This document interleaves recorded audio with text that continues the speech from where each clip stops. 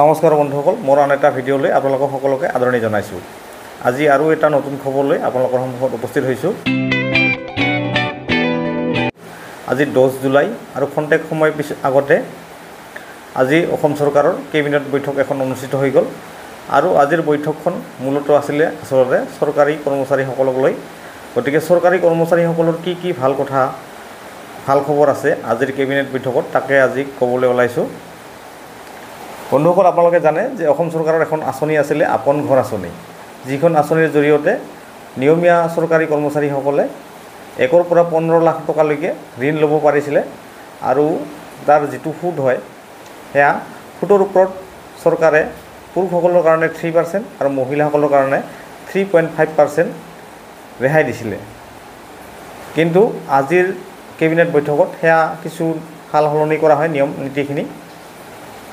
প্ৰথম কথা, সুদৰ ওপৰত গভৰ্ণমেণ্টে ছাবচিডি দিয়া সেয়া 1% কৰিছে আৰু এই আঁচনিখন বৃদ্ধি কৰি আঁচনিখনৰ সময়সীমা বৃদ্ধি কৰি 31 মাৰ্চ 2025লৈকে বৃদ্ধি কৰিছে। অৰ্থাৎ 2025ৰ 31 মাৰ্চলৈকে এই আঁচনিখন চলি থাকিব।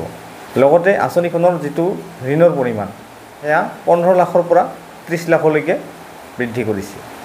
আচলতে 15 লাখ টকাত এটা ঘৰ নিৰ্মাণ কৰা খুব কঠিন হয়, গতিকে সেই হিচাপত কৰিয়ে নিশ্চয় চৰকাৰে 30 লাখলৈকে বৃদ্ধি কৰিছে। এয়া নিশ্চয় ভাল খবৰ।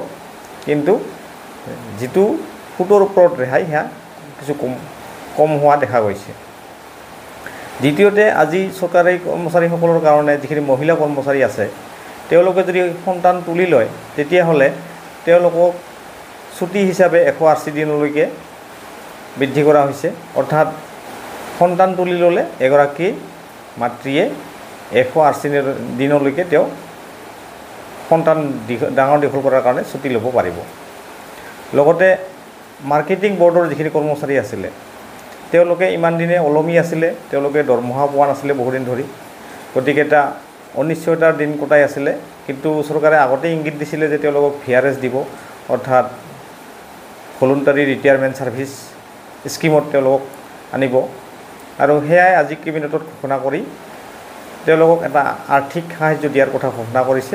অৱশ্যে ইয়াতে কিছু নিয়ম নীতি দিছে চাকৰিকাল হিচাপত। গতিকে আজিৰ ভিডিঅ'টো এইখিনিয়ে। ভাল লাগিলে নিশ্চয় লাইক আৰু শ্বেয়াৰ কৰিব।